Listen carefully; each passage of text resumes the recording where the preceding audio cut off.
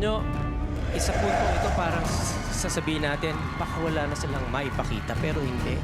Meron pa pala. This has got to be the hardest singing contest to judge. Ito yung pinakamahirap na season ng Tawag ng Tanghalan.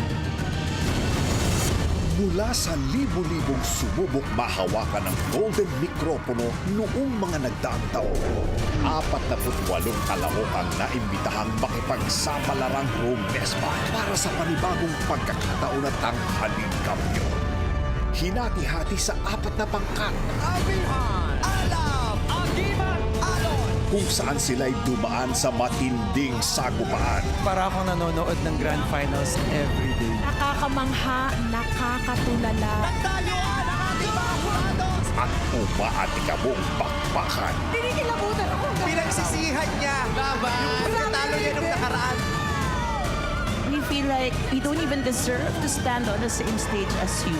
Ganun kayo kagaling.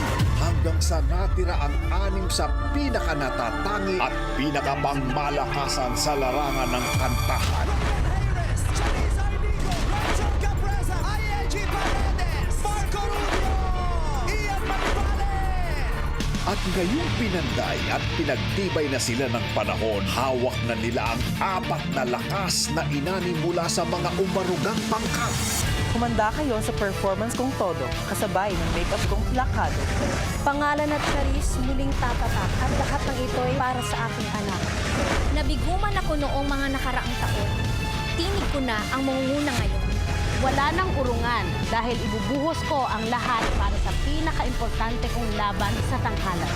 Hindi kailanman nawala ang tiwala ko sa sarili ko. Kaya laban kong laban hanggang dulo. Wala nang ibang daan, hindi patungo lamang sa kampionatong aking inaasahan. Umpisa na ng buksaan. Ito ang hudyat ng huling laban. Umanda na sa magaganap na himigsikan. Dito lang sa Tawag ng Tanghalan All-Star Grand Resback 2025. Ang huling tapatan!